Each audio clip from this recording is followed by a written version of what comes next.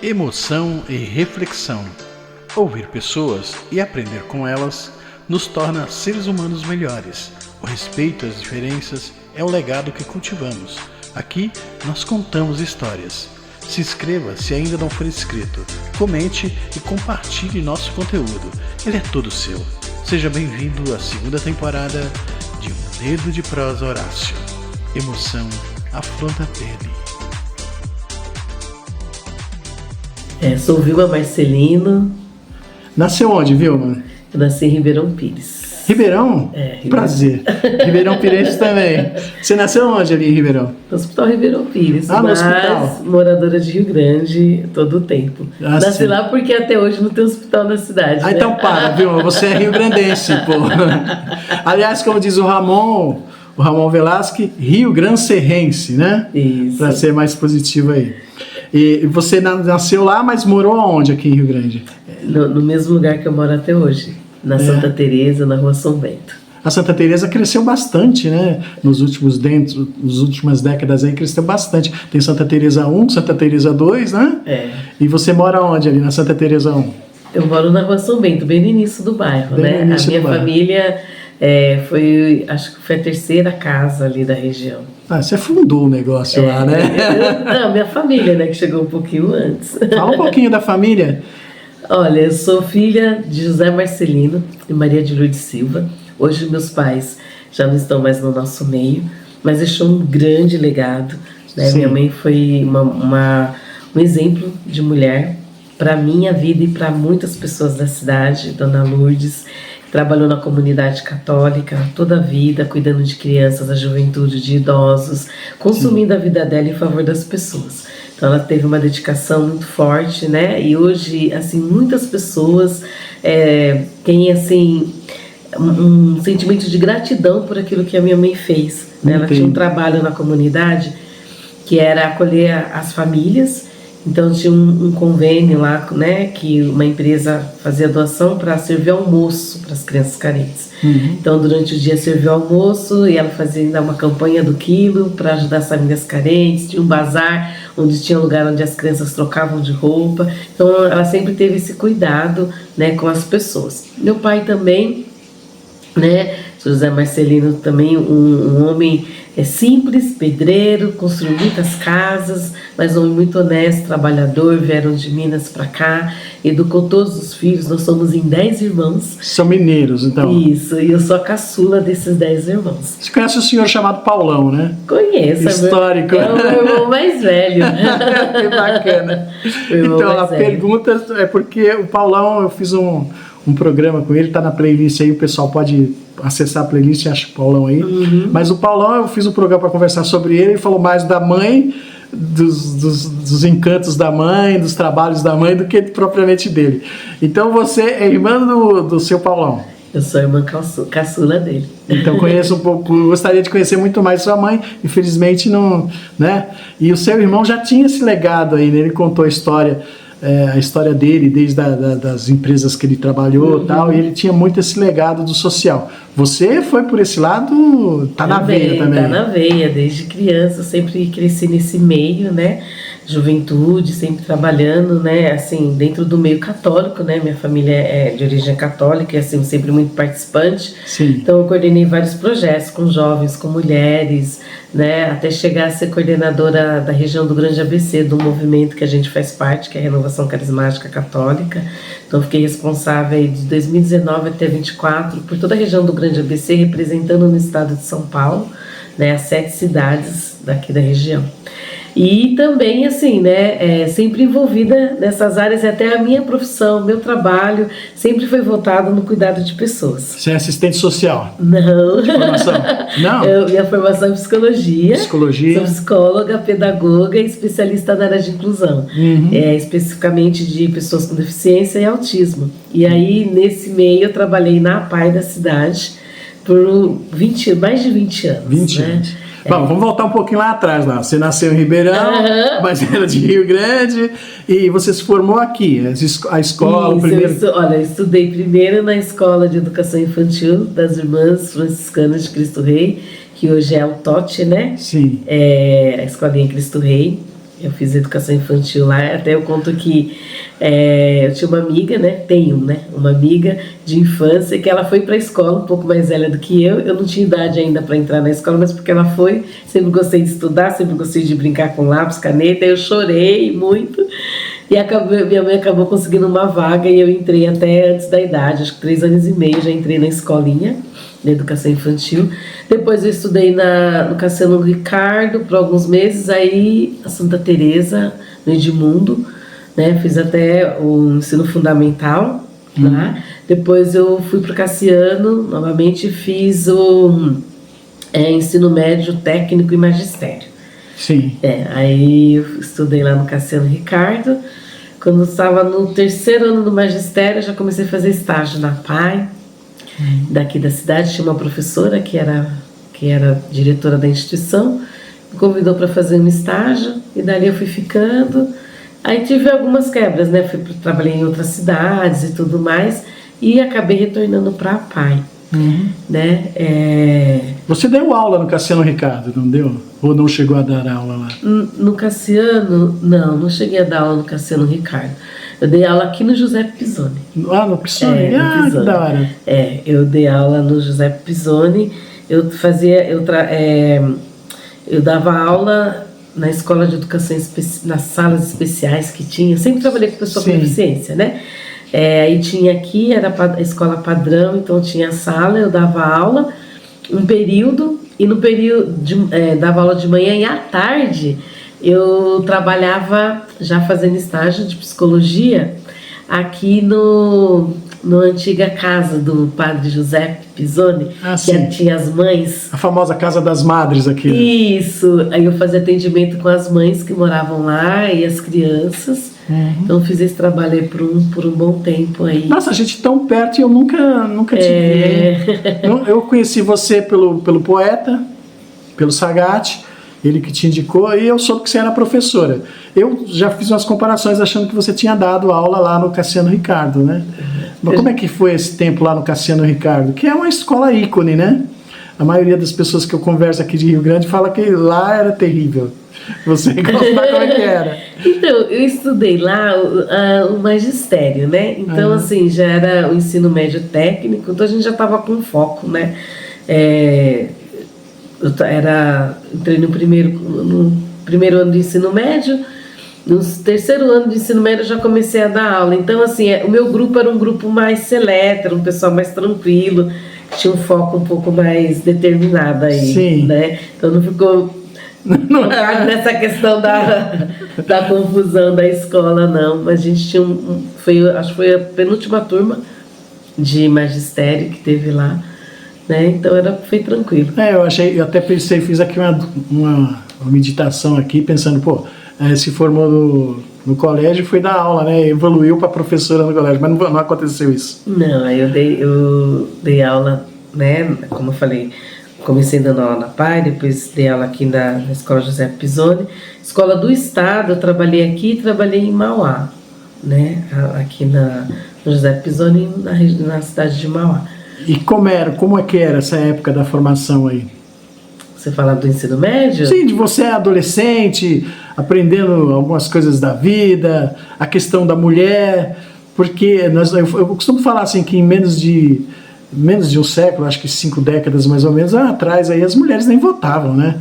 A gente precisa relembrar muito isso, porque tem gente que fala assim, você tem direito de mulher, onde está o direito do homem, né? Mas é preciso lembrar que a mulher sempre foi vista de forma bem separada, uma forma bem separada mesmo, né? Não era um ativo da família, não era alguém da família, era um ativo, né? O pai casava um bom casamento, e assim, essas histórias horrorosas que a gente tem por aí. A mulher a mãe solteira, acho que você acompanhou essa época, né? Você não é tão novinha. Eu sou um pouquinho velho, mas você também não é tão nova. Mas teve essa época. Então a evolução da mulher foi acontecendo aí, junto com a evolução industrial, junto com os sindicatos. O seu irmão até contou um pouquinho das histórias do sindicato, como ele entrou, por conta dos direitos. Era muito trabalho, poucos direitos, e aí ele se viu na obrigação de ter que ajudar, de ter que fazer alguma coisa. Como é que foi a sua... Então, eu, assim, como eu acho que o fato de eu ter ter sido a filha caçula de 10 irmãos, meus irmãos mais velhos tinham idade para ser meus pais, né? Ah, meu Deus! Então, eu sempre fui muito protegida, né? Mas também determinada, né? Sempre aquilo que eu desejei, almejei, meus pais sempre me deram apoio. Eu praticamente fui a primeira pessoa da família a conseguir concluir o ensino universitário, né? Então, assim, tudo aquilo que meus irmãos não tiveram possibilidade, eles me ajudaram, investiram em mim, né? Entendi. Então, assim, lógico que a gente tem as dificuldades que todo mundo enfrenta, como mulher, como pessoa preta, né, e tudo mais, mas eu usufrui sempre muito das oportunidades que a vida me deu, sabe? Entendi. Sempre fui pra cima mesmo das oportunidades. Minha mãe sempre me ensinou que eu tinha que sempre me dar o meu melhor, né? Então eu trago isso comigo. Então, assim, eu sempre dei o meu melhor. Tudo que eu sempre fui fazer, eu sempre fiz da melhor maneira. Então, às vezes acontecia algo de querer me menosprezar, talvez pela cor, por ser mulher, mas eu me sobressaía. Sim. Né? Por conta daquilo que eu já tinha dentro de mim que me motivava para isso. Né? Nunca fui de abaixar a cabeça, não. Ah, que bom, né? Que bom. A gente tem dificuldades, isso é lógico. Hoje eu tenho, já enfrentei muitas coisas agora também, né? Nesse processo que eu estou vivendo, enfim. Mas eu não fiquei focada nisso. Às vezes, ainda mais, né? A cada obstáculo eu procurava dar o meu melhor e melhorar ainda mais sobre aquilo, né? Então, assim, eu sempre tive muita facilidade na questão de conversa, de falar, de me expressar, né? Desde criança, assim, eu sempre fui meio atiradona, assim, sabe? A escola, quem quer fazer uma poesia? Eu já levantava a mão. Quem quer ler aqui na frente? Eu já levantava a mão. Então, assim, eu sempre, né, ia e é lógico, tive alguns momentos que fui podada e tudo mais.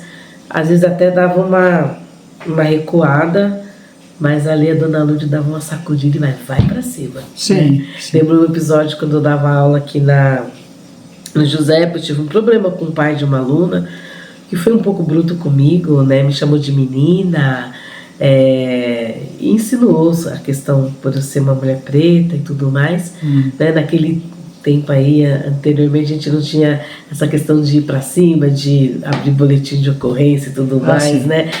Você lembra a época, 2000, 2010? Por aí, foi na época, mais ou menos deixa eu ver... É bom fazer essa linha 99, por aí. Então, 99, antes de 99, antes de 2000.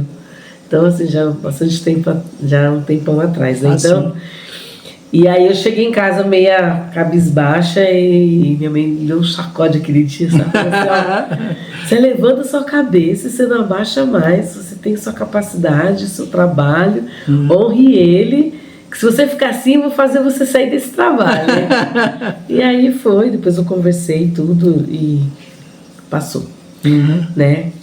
E é isso. Essa questão de mulher e de negra, então quer dizer que você não sente muito, não tem um peso específico, não é uma coisa que...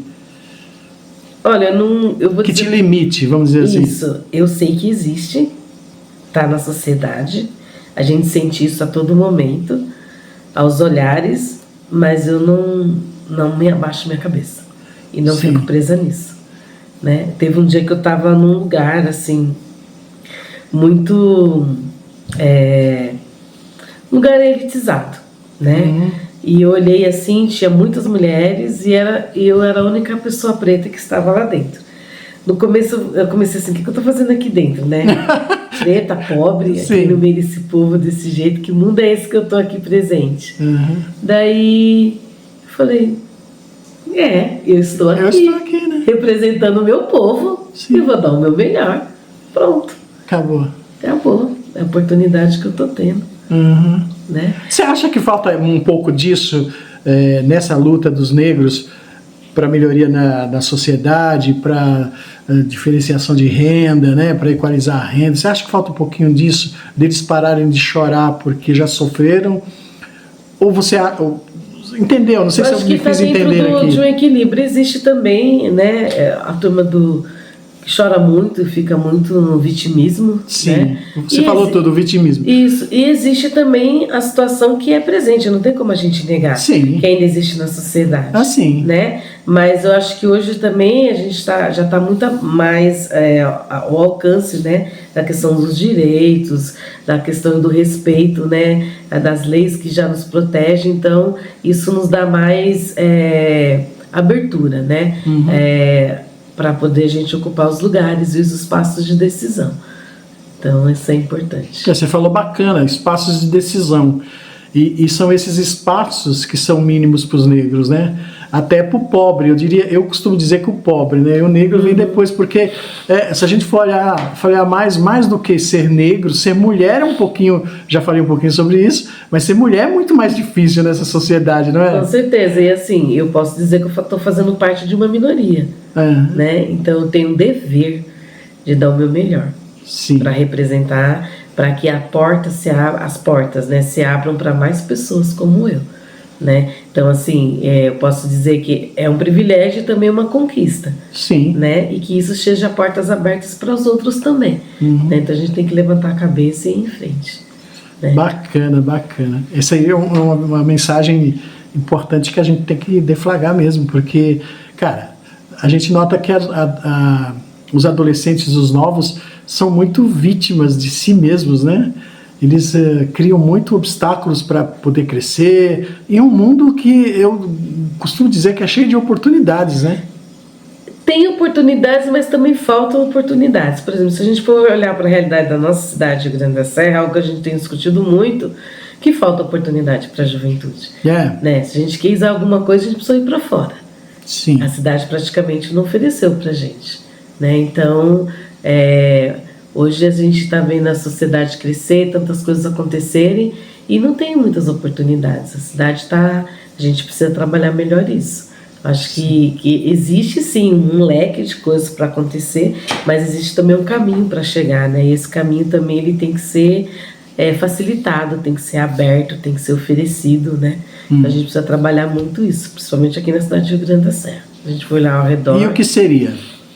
Eu acho que assim, na questão de estudos, né, de incentivos para a juventude, né, de oportunidades, de mostrar que é possível, sabe? É possível a gente chegar no poder, é possível um jovem pobre ter um bom futuro, né, que existem possibilidades, que existem oportunidades, que não é só o mundo das drogas, como a gente, né, vê hoje, nesse período aí que eu tive caminhando aqui dentro da cidade, né, no processo de construção política.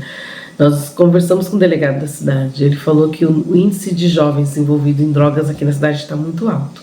Sim. Né? Mas isso não é só aqui, é no mundo. É no mundo inteiro, mas assim, e as oportunidades de estudo, né, de qualificação profissional, de oportunidades aqui dentro da cidade falta. Quem tem filho adolescente, quem tem conhecimento nessa área sabe que a gente está a desejar. Tá, eu poderia bater um pouquinho mais nisso aí, mas eu quero saber um pouquinho mais da sua história. Você deu um posicionamento político aí, deu uma posição política, uma esfera mais determinada. Eu queria saber quando começou. Começou um pouco com o irmão, esse negócio da política? Quando é que você ingressou na política mesmo assim, para começar a debater, para começar a falar sobre a cidade, para falar sobre os seres humanos? Como é que foi? Olha, falar sobre seres humanos, falar sobre pessoas, cuidar de pessoas, isso é intrínseco na minha vida. Né? A gente parou ali no ensino médio, mas acho que antes de entrar nisso, acho que é interessante eu colocar um pouco da minha trajetória, assim, que eu tenho uma construção grande dentro da APAE de Rio Grande da Serra. Sim. Eu trabalhei lá entre idas e vindas, né? Porque teve algumas quebras, como eu falei, trabalhei aqui. Idas e vindas é ótimo. Eu trabalhei lá, depois eu saí, fui trabalhar em São Caetano, depois voltei de novo, depois dei uma parada e depois voltei novamente. Mas nesse meio tempo aí deu uma média de uns 20 anos. 20 anos. Então eu comecei na PAI como professora. Só tinha ali o ensino médio e um curso específico para lidar com as pessoas com deficiência. Gostei do trabalho e fui me especializando. Então fiz a faculdade de psicologia, depois fiz a de pedagogia, depois fiz a especialização em inclusão, né, da pessoa com deficiência e autismo. E lá na PAI fui construindo um processo. Então eu trabalhei um tempo como professora, depois eu atuei como psicóloga, né? Então cuidei da parte de fazer avaliação psicodiagnóstica e tudo mais, né? Atendimento dos alunos, dos pais. E depois eu cheguei à gestão da instituição, né? Fiquei como gestora geral por um tempo. Toda a estrutura de saúde que a PAI atende hoje, eu fiz parte do processo de implantação, acho que, né? Hoje a PAI é uma referência na cidade, na parte especializada, que falha bastante aqui, então a parte de neurologia, fisioterapia. Então eu fiz parte desse processo de construção. Eu assumi a direção da instituição em 2013 e a gente tinha 3 funcionários. Quando eu saí em 2019, ficou 50, acho que tem mais de 60 funcionários dentro da instituição. Recém-saída da faculdade ou você estava ali em que Não, faixa? Eu já tinha me formado já em psicologia. Porque assim, eu entrei e ainda não tinha formação, ainda não tinha formação superior. Sim. Eu entrei ainda como só com ensino médio, que anteriormente era possível dar aula só com ensino médio, né? Ah, sim. E aí eu fui fazendo a formação lá dentro, enquanto estava trabalhando na instituição. Que era o técnico, né? Na realidade você tinha o técnico, não era um aprofundamento. Aí depois eu fiz a faculdade de psicologia, fiz a de pedagogia, especialização em pedagogia, e depois especializei na área mesmo de inclusão, que era a área que eu já atuava lá dentro. Sim. E aí cheguei à parte de gestão da instituição, né? E depois fiquei como gestora escolar, gestora geral, depois gestora escolar. A parte, né, diretor escolar. Que é um marco também, a parte de gestão, né? Isso. Porque e aí já não é só o ser humano, aí tem a questão financeira. Isso, mas aí assim, mas eu trabalhei muito com as famílias, com as pessoas, com os pais. Eu vi muita gente, lá é um lugar de luto, né? Porque quando eu fazia avaliação psicológica, então a mãe chegava lá, olha, o filho não está aprendendo direito na escola, mas fisicamente às vezes não apresentava nenhuma dificuldade. Aí você faz a avaliação, aí você vai passar um diagnóstico para o pai de que o filho dele tem uma deficiência intelectual, que às vezes não é expressiva. Aquilo gera um luto, então a gente tinha que cuidar, tinha que acolher, saber. Isso não é muito forte, o luto, né? Porque o luto é uma perda, né? É uma passagem de perda, dizer que é um luto. Mas assim, dentro da psicologia a gente fala assim como luto, que você idealizava algo e ali é outra situação, entendeu? Sim. Então praticamente está no mesmo conjunto de sentimentos e a gente tem que trabalhar aquilo para poder, né, fortalecer, reverter, transformar a dor em oportunidade, né, o problema em oportunidade, ajudar a pessoa a crescer.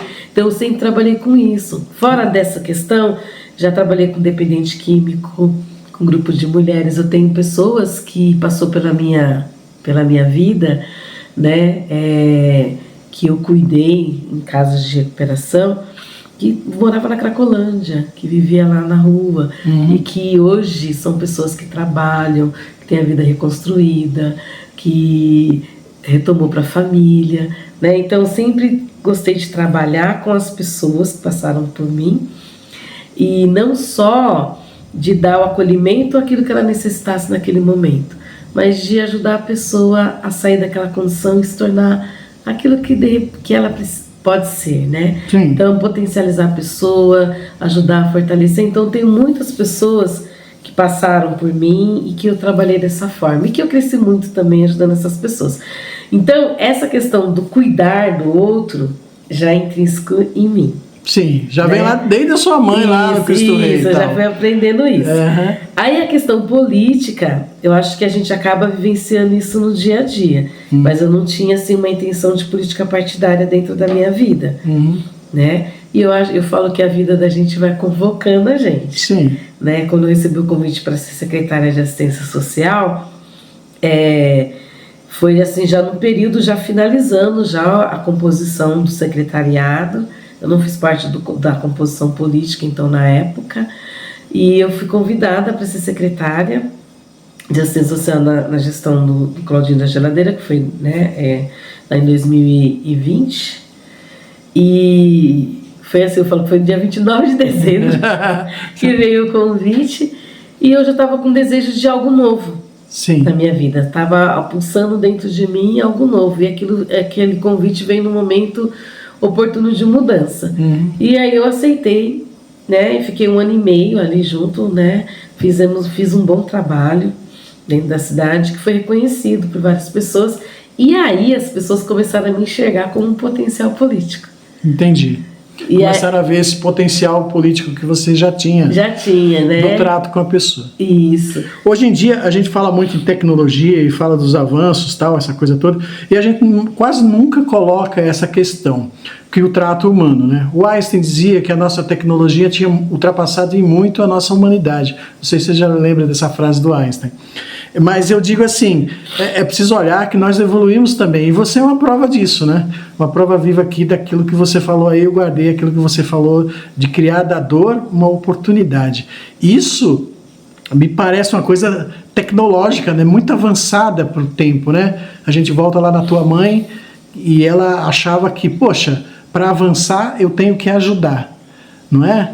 Então, ver que você ressalta uma evolução que a sua mãe começou lá atrás e que você hoje é uma evolução disso tudo, e que tecnologicamente, com os ensinos, te aprimorou isso, você vê mais ou menos isso? Ah, com certeza. Depois a gente vai encontrando alguns estudos, né, que vai casando com isso, né? Tem uma linha da psicologia que é a logoterapia, que ela fala do sentido da vida. Sim. Né?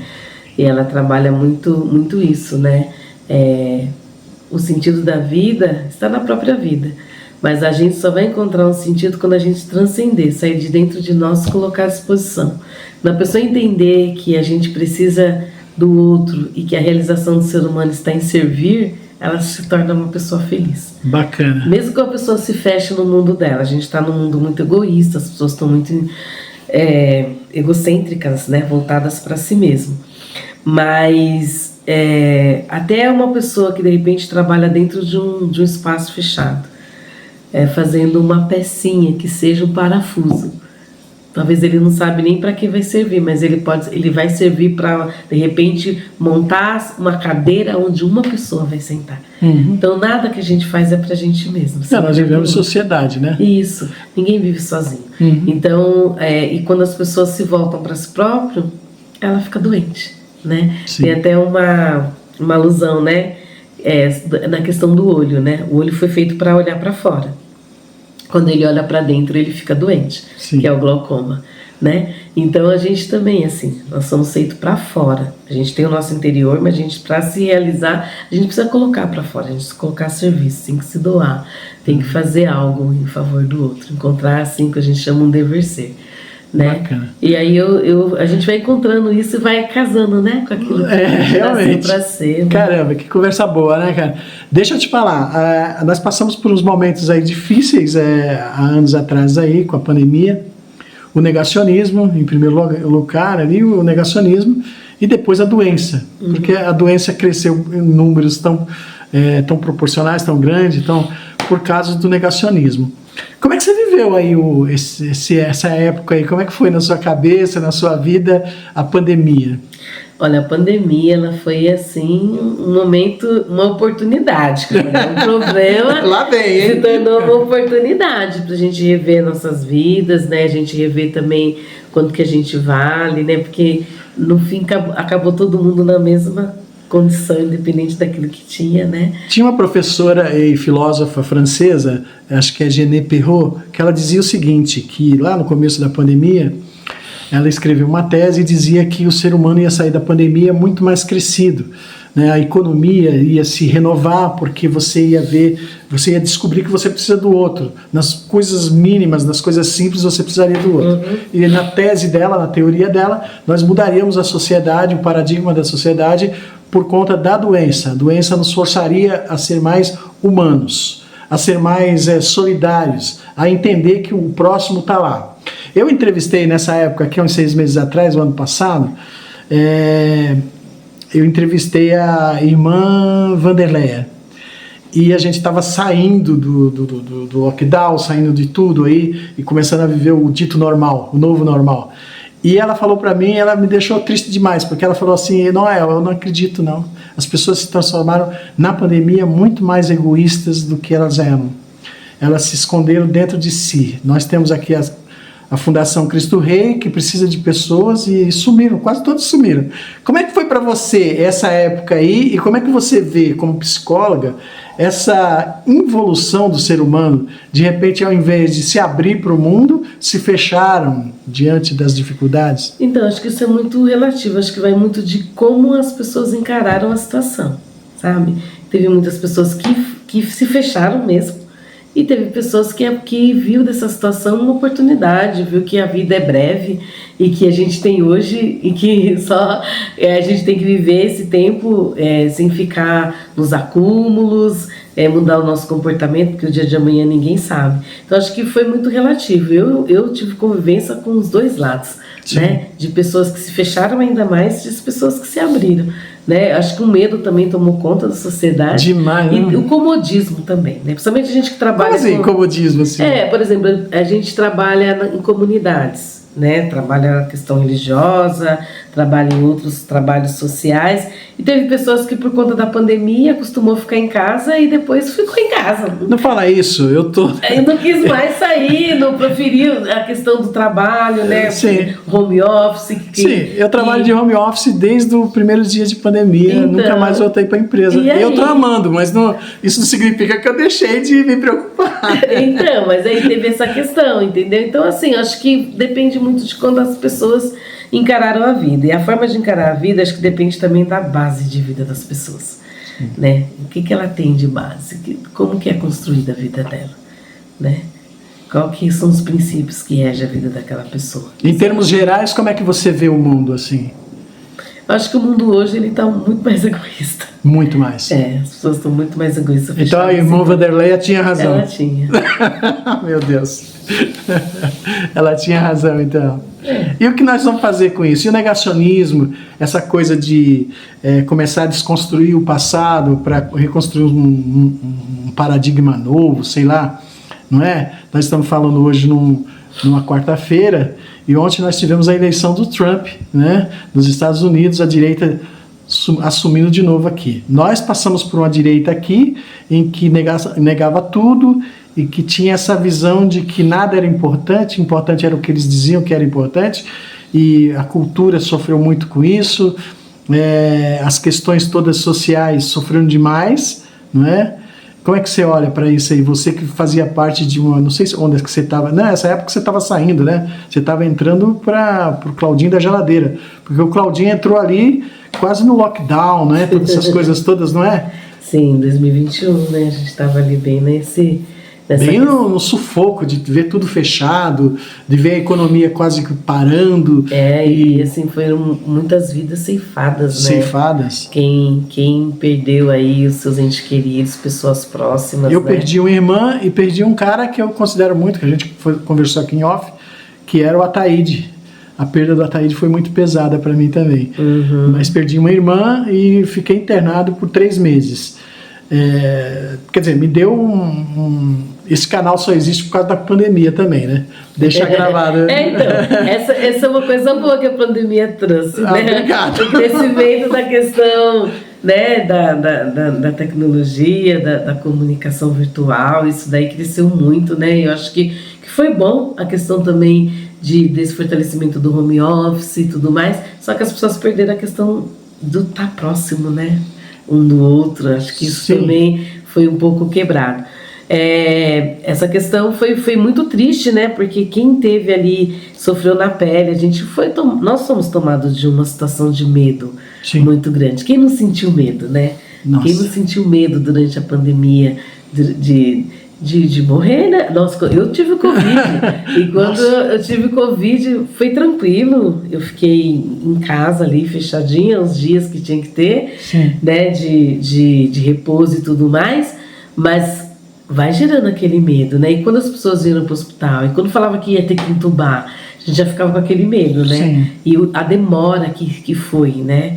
Como se fala da questão do negacionismo, né? A demora que teve para poder chegar às vacinas, para poder começar esse trabalho, eu acho que foi assim, uma situação muito, muito delicada, e a questão do negacionismo mesmo, né? Porque a gente acabou perdendo muitas vidas, né, muitas pessoas, e perdeu, né? Não tem como recuperar, Não, né? Já era, né? Então a gente tem que refletir muito sobre isso, né? Porque eu acho que a vida, ela tá em primeiro lugar acima de todas as coisas, né?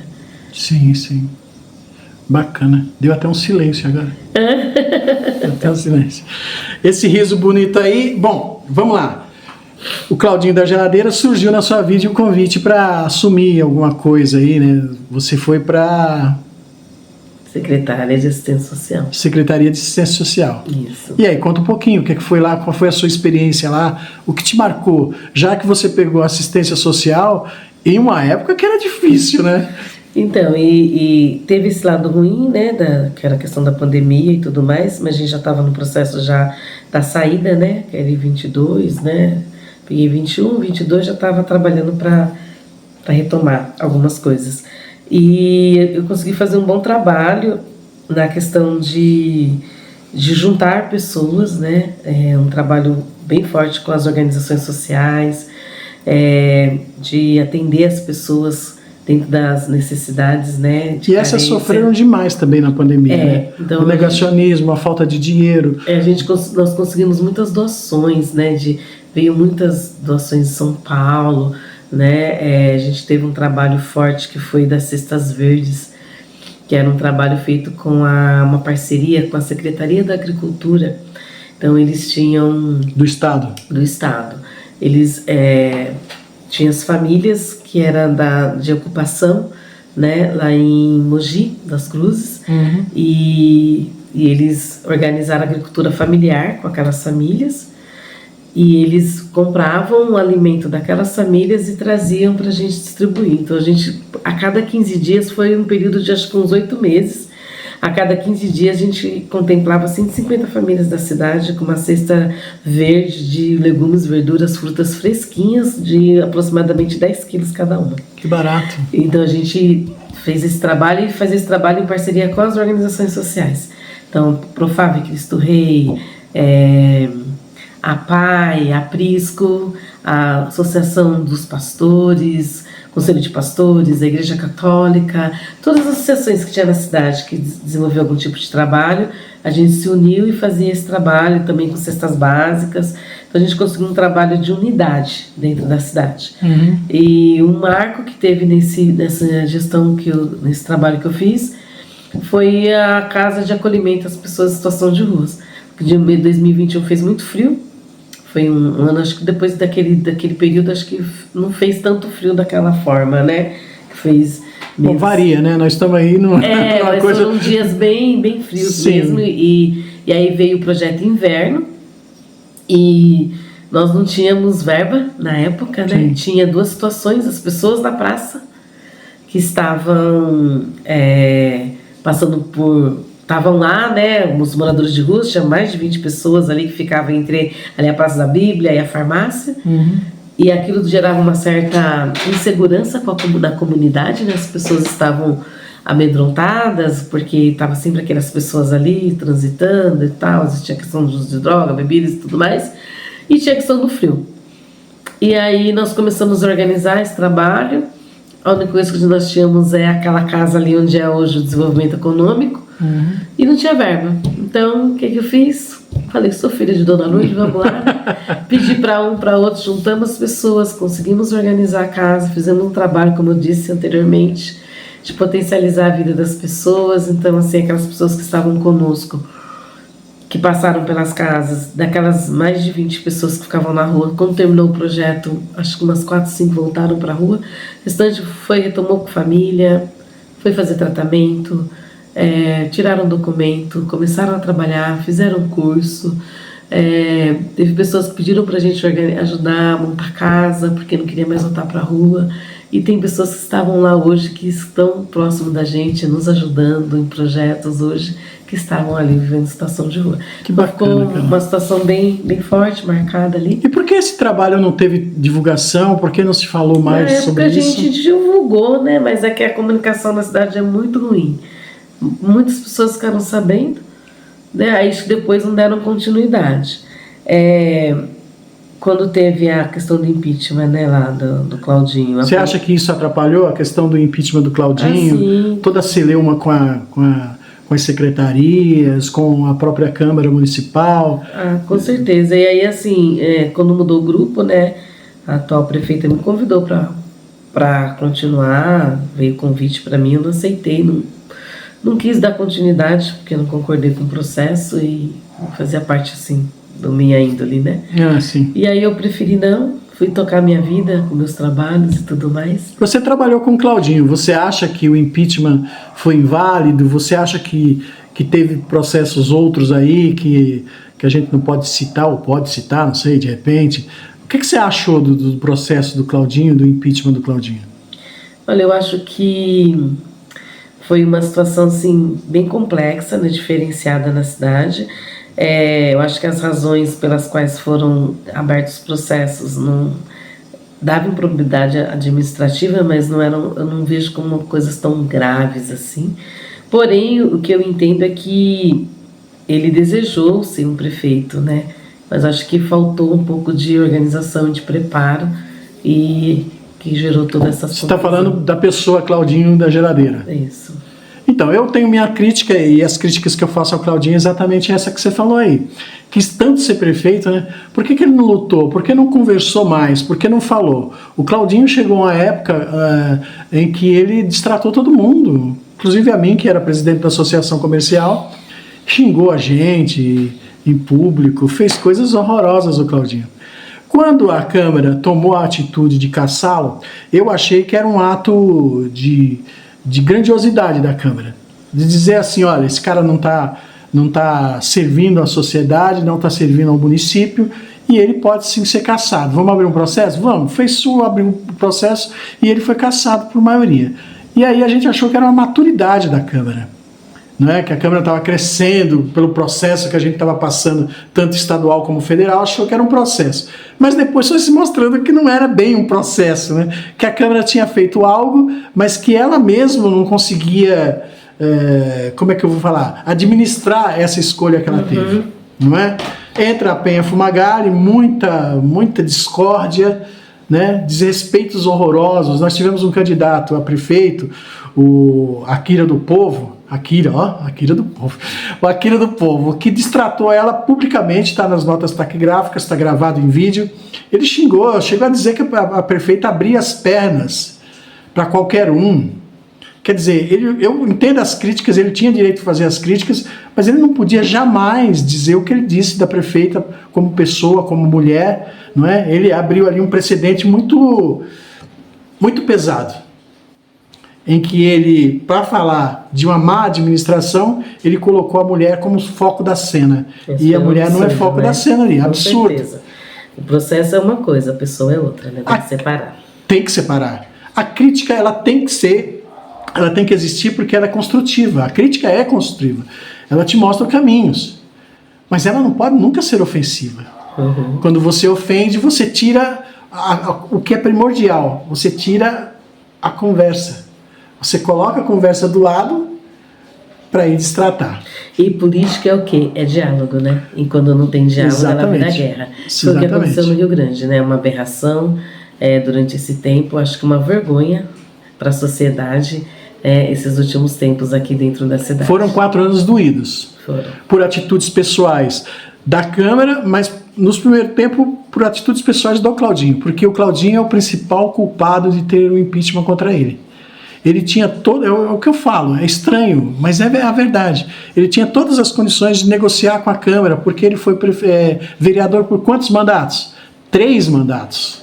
Uma inabilidade inacreditável, né? Então eu tenho acreditado que o povo diz assim que a voz do povo é a voz de Deus. Eu acho que não é muito não, né? Embora eu ache assim que o Claudinho só entrou por uma falha dos números, né?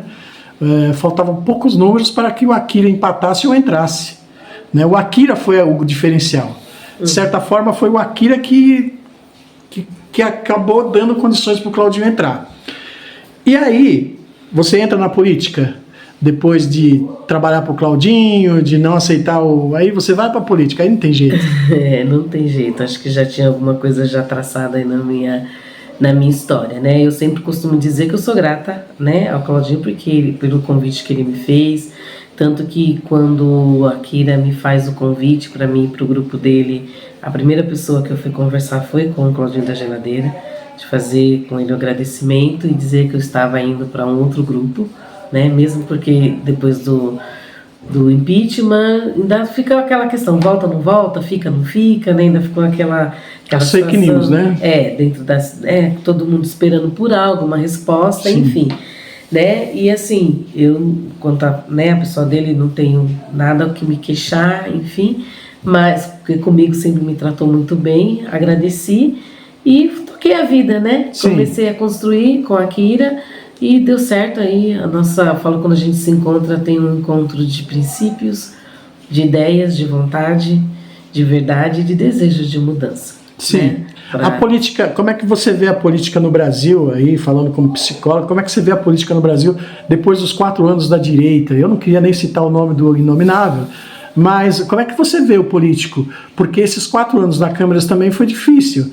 Como foi os 4 anos em Ribeirão, como está sendo aqui os 2 anos? A gente está todo mundo vivendo um processo de reconstrução, né? De ter que recomeçar, refazer e reestruturar novamente. Acho que assim, a política do Brasil ainda está muito a desejar, ainda tem muitas coisas, mesmo com o governo do Lula agora, ainda tem muitas situações que precisam ser melhoradas. A gente ainda tá com bastante dificuldades aí dentro do país no geral, mas precisamos reconstruir, né? Sim. Um processo de reconstrução. E o processo passa pelo diálogo. Com certeza. Para mim, a política é a política voltada para o bem comum, que não é um bem pessoal, um bem para todos. Né? Esse é o meu conceito de política. E que ela precisa de ser aquilo, né? Que ela veio para ser. E política é diálogo. Quando não é diálogo, é guerra. E eu acho que essa polaridade que teve, sobretudo nas eleições presidenciais, foi muito ruim. Porque as pessoas não respeitam. Acho que a falta de respeito é o pior. Né, porque ficou naquela direita e esquerda, nos extremos, né, e tudo aquilo que é extremo, ele acaba sendo destrutivo. Muito destrutivo. Porque eu acho que a grandiosidade do diálogo está no respeito. Deus te ouvir a sua opinião e respeitar, você ouvir a minha opinião e respeitar. O fato de eu pensar diferente de você não pode influenciar. Né? Se eu penso diferente, então eu não vou me relacionar com você. Quantas famílias que se racharam, quantas famílias que tiveram problemas de relacionamento, né? Eu até cheguei a ver uma reportagem da Xuxa, que não sei se vocês ficaram sabendo, ela tava na questão do Lula, né? Eu não vou falar nem esquerda e direita, né? Luiz bolsonarista, né? E tinha uma irmã que era bolsonarista. E as duas brigaram, se bloquearam. E aí chegou o final do ano, elas não passou a eleição, elas não se conversaram. E ela falou: não, mas quando chegar em fevereiro ela vem no meu aniversário e a gente se conversa. Acho que a irmã morava fora do país. Sim. Só que a irmã morreu em janeiro. Tá vendo? E elas ficaram sem se falar por conta dessa questão da polaridade. Né? Então acho que está rolando muito essa questão do desrespeito, né? Eu acho que existem coisas boas de um lado e existem coisas boas do outro, então eu prezo pelo equilíbrio. Sim, o equilíbrio é fundamental, né? Com certeza, e foi dessa forma que a gente trabalhou, eu, a Kira, o nosso grupo, trabalhamos dessa forma. Falando aqui sobre o grupo do Akira, que você já citou, então pode abrir um leque para mim? Pode. Assim, é interessante ver que o grupo de vocês não tem só de esquerda, nem só de direita. Tem o Biju, que é um esquerdista fanático, tem o outro lá que é mais... Você vai matar ele se falar isso. Ele é de direita. Sim, ela é um bolsonarista fanático, né? Isso, você falou esquerdista? Aí o Biju, ela vai provocar, hein? Mas o Biju, que é da direita... E a gente tem gente da esquerda também, a gente tem gente de centro lá. E como é que faz para conviver com essas coisas todas aí? É isso. É o equilíbrio, o respeito. É trazer o que tem de bom dos dois lados. Entendeu? Aquilo que tem bom de um lado, que tem de bom do outro. O que a gente sempre diz que a gente não está preocupado com as questões ideológicas, mas sim em governar. Em fazer o melhor para a nossa cidade. Teve pessoas que criticaram quando o Alckmin veio na cidade, para ele ser o vice da atual presidência, na época o presidente em exercício. Muitas pessoas criticaram, Mas a gente não está falando de ideologia, a gente está falando de pontes para governar. Da mesma forma, a gente também conseguiu um link com o governador do estado. Se ele é de direita, mas ele é o governador do estado. E a gente precisa dessa parceria para a gente também governar a cidade. Rio Grande é uma cidade que está numa condição que ela precisa de ajuda de todos os lados. Sim. A gente precisa de construção de todos os lados para poder, é lógico, preservando os nossos princípios, né? Não entrando nessas polaridades que às vezes não traz construção, né? Mas aquilo que vai fazer é ter as pessoas serem respeitadas, as pessoas serem cuidadas, as pessoas terem educação, terem saúde, né? Ter assistência, ter cultura, ter esporte, que é o que falta em todas as questões. Então a gente quer trabalhar dessa forma. Começamos assim durante o nosso processo de campanha e vamos continuar também assim dentro do nosso processo de governo, né? E como foi toda a caminhada? Agora a gente vai falar aqui, óbvio, né? O pessoal que está assistindo aí sabe que a Vilma é vice-prefeita. Vocês ganharam com a margem enorme como é que foi isso aí? Responsabilidade enorme também, né? Não, graças a Deus. Pior se não tivesse ganho, né? Eu acho assim, né? O Aquila, ele já vem há 10 anos dentro desse processo com esse foco, né? Ele fala que quando perdeu a eleição lá em 2020, ele na segunda-feira já reuniu o grupo, já começaram a trabalhar para essa eleição, né? Sim. Então ele já tinha um foco, um propósito dentro disso, então é uma construção. Sim. Né? Eu cheguei, como ele fala, né? Peguei o bonde andando, sentei na janelinha e ocupei o meu espaço. Mas parece que já estava lá faz muito tempo, né? É verdade. Aí eu falo para ele que não era para ele ter ganhado mesmo, né? Porque aí também eu não estaria junto com o grupo. Enfim, acho que tem um tempo certo para cada coisa, né? A gente foi amadurecendo e fortalecendo aí toda essa caminhada. Então, foi algo bem estruturado, né? Então, nós tivemos um planejamento que foi feito já dentro desse tempo. Quando eu cheguei, então, assim, em 2023, a gente começou aí a caminhada. Em outubro de 23, então foi um ano de ações planejadas. Então, em outubro, nós inauguramos o espaço, que é a casa, né, da então falecida doutora Gisela, morava lá, né, da família daquilo, nosso escritório político. Fizemos a inauguração ali, trouxemos todas as pessoas que já estavam próximas ali, caminhando do grupo. Começamos a trabalhar com os nossos pré-candidatos, na época. Fizemos uma formação, e não foi uma formação só para falar sobre questões políticas.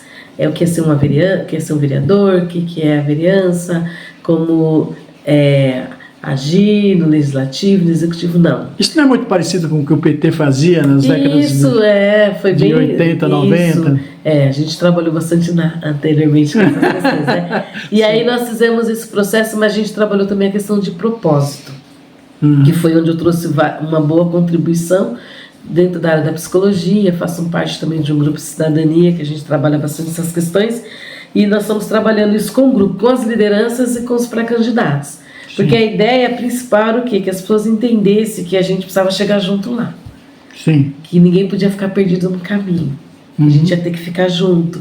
E que todo mundo tivesse o mesmo foco, a mesma direção.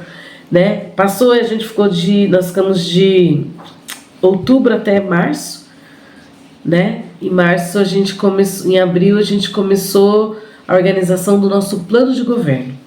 Foram 4 meses que aí eu coordenei o plano de governo, 4 meses andando pela cidade.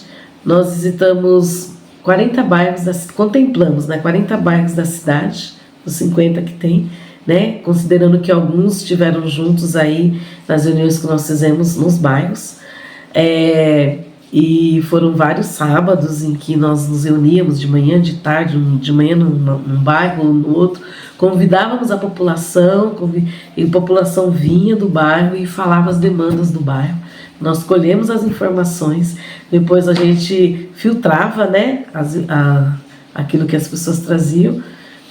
Na semana, às quartas-feiras, nós fizemos os temáticos, então nós convidamos pessoas ligadas à área, educação, saúde, assistência, meio ambiente, causa animal, idosos, pessoa com deficiência. Então, cada quarta-feira a gente reunia um grupo Isso tem muita tua cara, não tem não? Tem muita cara, eu coordenei esse processo, né?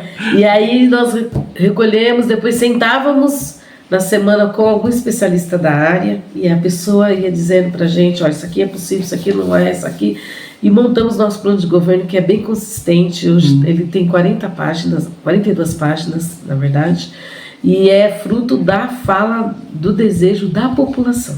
Então, quando a gente fala que hoje a maior demanda da cidade é a saúde, é porque nós ouvimos o povo, sabe? Então, a gente teve essa conexão, essa proximidade com as pessoas, geramos vínculos com as pessoas, né? A gente falava muito isso de gerar compromisso. Porque, não, a gente sabe que não precisa de ir lá, a gente precisa de melhorar a saúde, mas quando a gente se reúne, senta com as pessoas e conversa, olha, olho no olho, isso gera um compromisso. E foi isso que nós estamos fazendo. Só no plano de governo nós alcançamos mais de 2.000 pessoas dentro da cidade, né? E essas pessoas se tornaram multiplicadoras, só nas reuniões que nós estamos fazendo. Aí depois nós vemos com um período de campanha. Essas reuniões tinham foco na liderança. Na liderança, o foco na liderança. Em criar líderes. Em criar líderes e ouvir a população, ponto principal, e manter as pessoas juntas. Tanto que quando os outros grupos começam a se movimentar e convidam, que isso é normal, né, pré-candidatos que estão vinculados a nós, foram pouquíssimos que saíram do nosso grupo. Porque entenderam que ali era o lugar, que a gente tinha um propósito, tinha um projeto de todo mundo estar ali. Então você entende que o impeachment do Claudinho ajudou demais vocês? Ou seja, vocês tiveram 4 anos, ou você, não sei quando você entrou exatamente, mas o Akira teve 4 anos para criar um plano e para colocar esse plano em prática, né? Trazendo ali... Na verdade, acho que essa forma de trabalho ele já trazia, porque acho que na eleição de 2020... ele também fez esse processo de formativo, ele também fez esse processo de escuta, que era o Fala Rio Grande. Sim. Só que foi online, foi uma coisa menor, porque o grupo também era menor. Sim. E aí, nesse tempo agora, a gente aprimorou, nós aprimoramos, né? A questão cresceu, amadureceu. Tinha muito mais tempo para trabalhar. E mais consistência e tudo mais, né? Enfim. E aí quando foi a campanha, a gente rua. A gente viu que vocês estavam bem afinados mesmo. Isso, e assim, nós tivemos, eu e o Akira, nós tivemos assim uma conectividade muito boa, né? Então, assim, a questão da organização do plano de governo, das ideias de pensamento, então, ele estando, eu estando, a gente respondia da mesma maneira. Bacana. E ele teve alguns problemas durante a campanha, né? Faleceu o avô, faleceu o sogro, né? Teve alguns problemas pessoais a vida continua, não tem jeito. Isso, ele teve que dar uma afastada alguns dias e a campanha não parou. Eu fui tocando, eu ia pra rua, fazia as reuniões e a gente foi tocando junto. E isso, quando você pergunta pra gente, acho que não estava nem gravando ainda, né? Que você comentou sobre o podcast que a gente estava ontem, um do lado do outro, é algo que ele traz e trouxe também na campanha. Ele falou, Vilma, você não vai assumir secretaria, você vai ser uma vice participativa. Sim. Né? Então, eu não quero você nem atrás, nem à frente. A gente vai caminhar lado a lado. Então, a gente vai trazer uma proposta diferenciada. Geralmente, o vice assume uma secretaria. Né? Não, a gente vai eu vou ter um gabinete, eu vou ser esse elo entre os secretários e a gestão, né? Trabalhar bastante a questão da participação popular, fortalecer os conselhos, os GTs, que é algo importante que a população cobrou isso da gente também. A gente tem um capítulo dentro do nosso plano de governo que são os direitos humanos, que lá tá todos os grupos de pessoas incluídos, jovens, crianças, idosos, pessoas com deficiência, autismo, todos, mulheres. Então, eu vou estar com a minha equipe trabalhando para que de verdade essas pessoas sejam cuidadas em todas as áreas, em todas as secretarias, em todos os setores, que haja unidade entre as secretarias, esse trabalho interrelacional.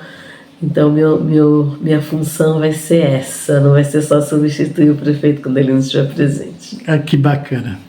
Assim, olhando para você, com esse riso aí, com essa vontade toda de fazer, eu espero que dê muito certo, tá bom? Nós temos quase 1 hora e foi um prazer te ouvir, valeu a pena esperar para te ter aqui, para a gente conversar, conhecer um pouquinho da Vilma Marcelino.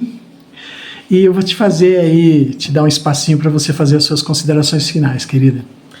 Olha, Noel, eu quero te agradecer primeiramente pela oportunidade, né, de estar Que isso. falando com você, e a gente sabe que uma ação como essa pode alcançar muitos lugares, muitas pessoas, né? Tomara. Agradecer à população de Rio Grande da Serra também pela confiança, acho que foi um trabalho de conquista, mas também de confiança, de esperança. A população mostrou com essa questão que nós tivemos aí histórica, na questão política de votação, de que de verdade a população quer algo novo, né, quer algo diferente. A população votou com esperança, né, de um tempo melhor, e que a gente nós nos organizamos para isso, estamos preparados, né, tem muitos desafios a serem enfrentados, mas isso não é medo. Quando vier os problemas, a gente vai transformá-los em oportunidades. Né? Para que melhore aí a realidade de Rio Grande da Serra. Amo muito essa cidade, nasci aqui, tenho um amor muito grande por ela, pela população. Vou dar o meu melhor aqui também, todo o nosso time, para que Rio Grande chegue ao seu dever ser. Bacana, obrigado.